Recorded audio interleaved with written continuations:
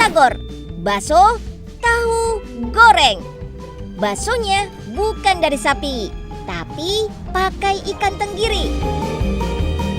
Olahan ikan di daerah pesisir bukan hal aneh. Tapi Bandung yang dataran tinggi dan jauh dari pantai justru punya makanan khas dari ikan. Tenggiri hidup di perairan dangkal, tersebar di seantero Indonesia. Menangkap ikan tenggiri harus pakai umpan khusus, yaitu ikan tembang, komo dan selar yang masih hidup. Untuk bahan batagor Bandung, tenggiri harus didatangkan dari Jakarta dan Cirebon. Yap, harus melewati perjalanan panjang sebelum ikan berubah bentuk jadi sepiring batagor.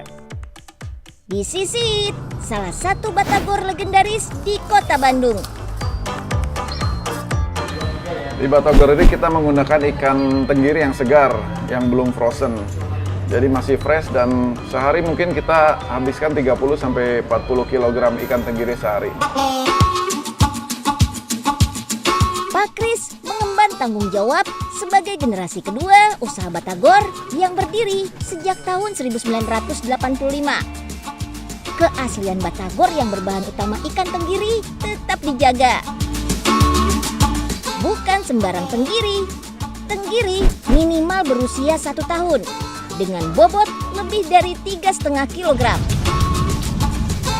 Ikan tenggiri dibersihkan dan dikerok dagingnya. Di batagor ini kita menggunakan bumbu-bumbu yang natural semua seperti tapioka, garam, penyedap rasa, dan merica. Tidak ditambahkan lagi pengawet atau perasa-perasa lain yang artifisial. Jadi kita pure makanan ini sehat. Adonan daging tenggiri dikombinasikan dengan tahu.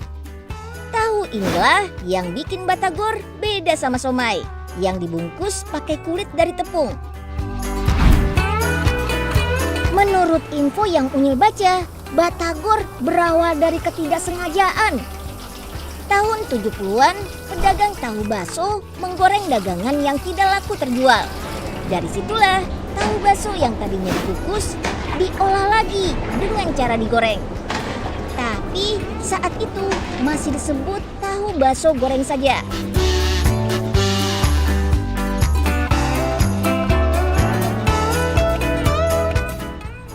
Dulu di tahun 1985, ayah saya sendiri, Pak Rudi, dia yang bikin merek di depan rumah untuk berjualan bakso tahu goreng.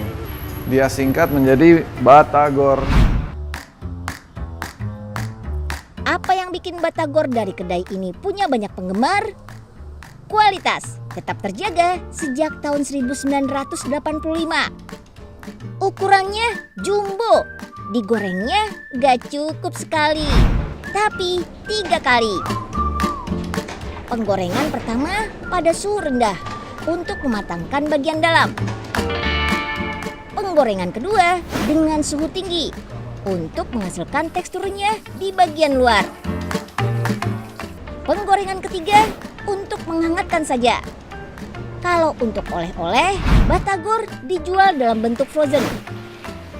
Bukan batagor mentah, tapi batagor sudah digoreng 2 kali. Menggunakan kemasan vakum, batagor ini bisa tahan sampai 24 jam di suhu ruangan dan 2 bulan di freezer. Apalagi yang bikin batagor makin nikmat? Yap, bumbu kacangnya. Untuk bumbu kacangnya sendiri, batagor ini tetap menggunakan resep lama sejak dahulu yang tetap sama, cara memasaknya pun sama. Karena kita ingin menciptakan suatu rasa yang tetap ada dari dulu sampai sekarang, rasa sambalnya pun sama. Cara makan batagor original bukan disiram bumbu kacang, tapi batagornya dicocol. Cuma balik lagi ke selera aja ya. Mempertahankan usaha selama lebih dari 30 tahun, apa cukup dengan menjaga rasa dan kualitas? No, tetap harus ada inovasi dan variasi. Batagor original, cek. Batagor frozen, cek. Siomay, cek. Batagor kuah, cek. Inovasi batagor dengan kuah bakso juga jadi favorit. Mirip seperti bakwan Kawi. Usia kedai boleh tua, tapi pengunjungnya datang dari berbagai kalangan, termasuk beberapa figur publik. Satu lagi yang bikin istimewa, batagor original ini cuma ada di kota Bandung, gak ada di kota lain, supaya pengunjung tetap bisa bernostalgia.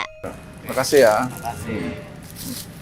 Jadi Batagor Riri ingin menjual makanan khas Bandung yang menjadi makanan nostalgia, di mana orang yang datang ke sini tuh teringat kembali masa lalunya atau masa SMA-nya, di mana dia pernah jajan Batagor Riri pada masa lalu dan sekarang beli lagi tuh rasanya masih sama. Yuk kita kemon!